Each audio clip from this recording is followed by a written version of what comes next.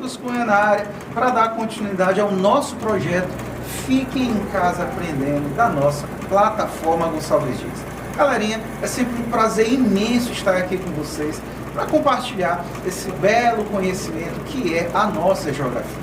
E hoje estou te trazendo uma aula top, tá? Uma aula que traz muita curiosidade, pois envolve questões populacionais do mundo, galera. Mas o que a gente vai falar? Nós vamos falar sobre a dinâmica populacional global e a evolução demográfica, né? Nós vamos mostrar aí hoje como é que a população mundial hoje está em número de habitantes, a população está crescendo em número de habitantes, as populações dos países crescem em ritmo igual, e nós vamos abordar também alguns conceitos muito importantes para a tua prova do Enem, para a tua prova da UEMA e principalmente para um melhor entendimento, né, dessas questões populacionais e demográficas que envolvem esse conhecimento geográfico. Então, uma aula sensacional. Galerinha, sempre lembrando que todas essas aulas estão disponíveis para ti, tá? Na plataforma Gonçalves Dias, que está no YouTube, no Instagram. Tem também os nossos podcasts, tá? Na Rádio Timbira. Então, nos procura lá. Tem toda uma equipe top à tua disposição para que tu possa dar aquele up nos teus estudos e alcance os teus objetivos. Porque a nossa missão é que você consiga alcançar os seus sonhos. Nós estamos aqui por você. Então, nos procura lá na plataforma Gonçalves Dias. Então, galerinha, sem mais delongas, né, vamos começar com aquele nosso procedimento básico. E não tem aula do professor Marcos Cunha sem isso, né? Ó, dá aquela respirada, oxigena o teu cérebro e vamos para cima que vai ser muito sucesso. Galerinha, primeira coisa importante, vamos falar sobre alguns conceitos, né, que vão envolver as questões populacionais e demográficas. Já te deixo bem claro, são conceitos bem simples, tá? Tu só precisa estar atento para não confundi-los. O primeiro deles é o termo relativo a país populoso. Como você pode perceber aqui, eu coloquei uma escala, demonstrando aqui os países populosos. O que isso representa dizer, Marcos? País populoso é todo aquele que tem uma população absoluta, ou seja, uma população total grande. Ou seja, é um país que tem uma grande população, galera, tá? E atenta neste outro termo, população absoluta. Sempre que numa prova te perguntar a população absoluta de um país, está perguntando o número de habitantes dessa região, sem fazer comparação com nenhum outro elemento. Ou seja, qual é a população absoluta, por exemplo, da China? Tu vai olhar bem aqui, 1,4 bilhão de habitantes, por exemplo, tá? Gente, questão muito importante. Os países mais populosos do mundo, para que um país hoje, em termos geográficos, ele seja considerado um país populoso, ou seja, que tem uma grande população, leva-se em conta o número de 100 milhões de habitantes. Ou seja, todo país que tem uma população de 100 milhões ou mais, ele é considerado um país populoso, ou seja, tem uma grande população. Mas muita atenção com, primeiramente, a China e a Índia. Por quê? Porque ambos países já passaram da casa do bilionésimo habitante. Então, muitos autores já dizem que China e Índia, tá, já são países superpopulosos, ou seja, já tem uma população imensa que passa de milhões de habitantes. Beleza? Um outro dado importante que eu te chamo a atenção é o Brasil. Tá? Durante algumas décadas, e principalmente nos anos 2000, 2010, nós tínhamos a população brasileira em quinto lugar, tá? Como a quinta maior população do mundo. Só que dados mais recentes nos mostram, tá? Principalmente comparando a população paquistanesa, que essa já supera a população brasileira. Mas aí eu te faço um adendo. O dado oficial que nos mostra um crescimento de uma população é o chamado censo, que é organizado aí, né, pelo IBGE, o Instituto Brasileiro de Geografia e Estatística, que ocorre de 10 em 10 anos. Ou seja, a última contagem oficial da população brasileira foi feita em 2010. Nós teremos um novo censo agora em 2020, só que pela questão da pandemia não ocorreu. Agora em 2021 está tendo a preparação e em 2022 teremos o censo que vai dar a atualização da população brasileira. Então, muita atenção. Quando a gente vai procurar termos populacionais do Brasil, vocês podem encontrar estimativas de 217 milhões, 214, e alguns autores que dizem que o Brasil ainda é o quinto lugar em relação à população global, tá bom? Mas o que tu precisa ter em mente é que o Brasil tem uma grande população em número de habitantes. Ou seja, o Brasil é um país populoso. Facinho, né? Bora evoluir. Esse segundo conceito, galera, é também bem fácil de entender, que é o conceito de povoamento, tá? Como tu vê bem na imagem, ela já te dá uma dica do que ele está falando. Ele está fazendo uma relação de espaço, tamanho. O que é um país povoado, Marcos? É aquele país que tem pouco espaço para a sua população.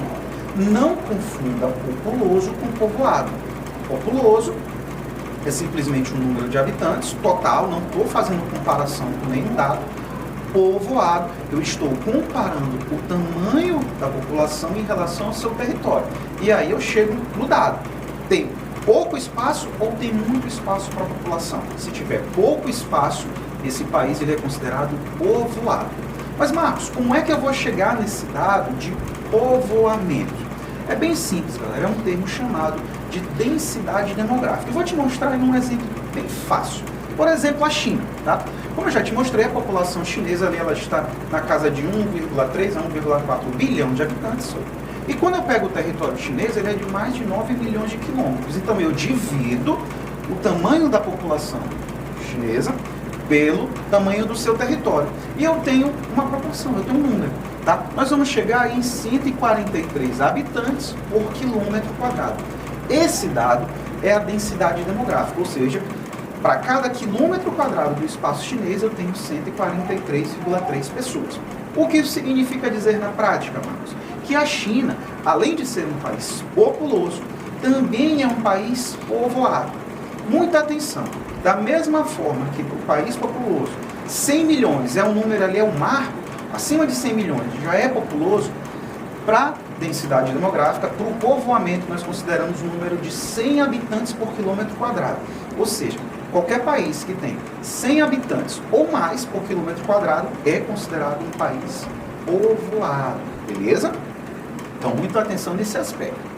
E aí, galera, quais são os países mais povoados do mundo, Marco? Ou seja, que tem pouco espaço realmente para a sua população. Nós vamos citar alguns aqui, como por exemplo Macau, que é uma província administrativa da China, que tem em torno de 21 mil pessoas por quilômetro quadrado. Mano, para cada quilômetro, 21 mil pessoas? Sim, galera. Um outro muito famoso é Mônaco, gente, tá? Que tem 18 mil habitantes por quilômetro quadrado. Como assim, mano? 18 mil pessoas? Porque o território de Mônaco é de 2 quilômetros quadrados, tá certo? É uma área muito pequena. Ali onde tem, por exemplo, a Fórmula 1, as pessoas moram em barcos, muitos não residem ali diretamente, não ficam viajando, mas são habitantes de Mônaco, tá? E no caso, por exemplo, galera, tá?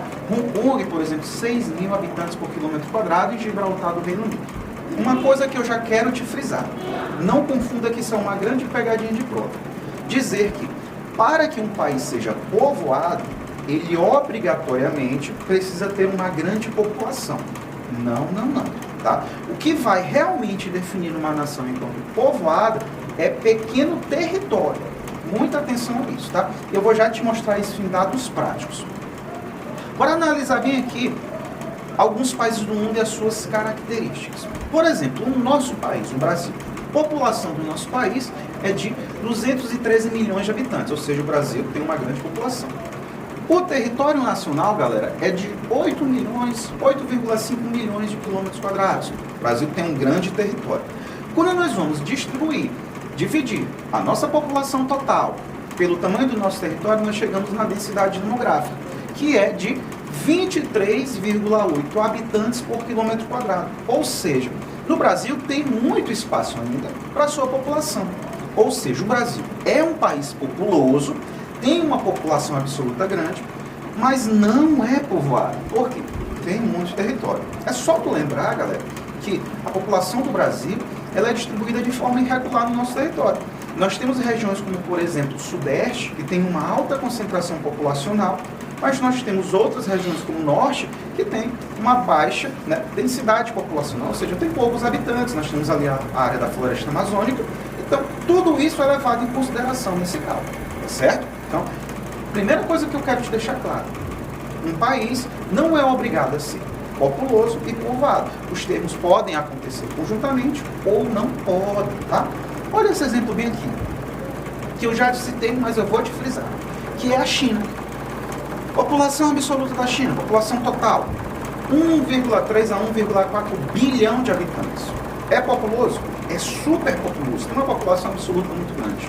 Território chinês, 9,6 milhões de quilômetros quadrados. Quando eu divido a população chinesa pelo território, tem uma densidade demográfica de 143,3 habitantes por quilômetro quadrado. Logo, mesmo a China tendo um território tão grande, maior do que o território nacional, mas ela tem uma população muito grande, ou seja, fica pouco espaço para essa população. Logo, a China é um país populoso, é até super populoso, e também é um país povoado. Veja como a China se difere do Brasil, né? China é populoso e povoado, enquanto o Brasil só é populoso. Beleza? Olha este terceiro exemplo, de Mônaco. População de Mônaco, população total, população absoluta. 39 mil habitantes. Quer dizer, Mônaco está longe de ser um país populoso. 39 mil habitantes. Só que, olha o tamanho do território de Mônaco, 2 quilômetros quadrados. São esses 39 mil, quase 40 mil pessoas distribuídas em 2 quilômetros quadrados. Quando a gente divide, densidade demográfica de Mônaco, 18 mil habitantes por quilômetro quadrado. Logo, Mônaco está longe de ser um país populoso, mas é um país extremamente povoado. Tá certo? Não esqueça disso. Então veja que esses termos eles podem aí, né, não obrigatoriamente ocorrem conjuntamente. E, Marcos, algum país pode ser não populoso e não povoado? Pode. Olha o caso da nossa vizinha, a Argentina. População total da Argentina, população absoluta, 40 milhões de habitantes. Né? Então, não é populoso. Território, Argentina, 2,7 milhões de quilômetros quadrados. Quando eu divido esses 40 milhões de habitantes pelo território argentino, eu tenho uma densidade demográfica baixíssima. A densidade demográfica da Argentina é de 14,5 habitantes por quilômetro quadrado, galera. Tá certo? Ou seja, tem bastante território para a população argentina. Então a Argentina não é um país populoso, porque não passa da casa de 100 milhões de habitantes, e também não é povoado, porque não passa da casa de 100 habitantes por quilômetro quadrado. Beleza? Ficou fácil, não ficou? Não vai confundir na tua prova, tá certo? Então, ó, dá aquela respirada e bora evoluir para outro termo importante, que é o crescimento vegetativo ou crescimento natural. Você pode encontrar esse termo em provas com a sigla CV, tá? Crescimento vegetativo. O que ele é? Gente, é um dado que vai mostrar, principalmente, se uma população está crescendo em número de habitantes dentro de um prazo, se mantendo em número, ou seja, se mantendo em número de habitantes, ou possivelmente diminuindo o número de habitantes. Tá? Como é que esse crescimento vegetativo, Marcos, ele é elaborado? É simples. A partir da comparação de dois dados básicos. A taxa de nascidos, ou taxa de natalidade, muita atenção, tá na tua prova, tá lá. Tem taxa de natalidade e a taxa de mortalidade. A gente faz a comparação entre esses dois elementos.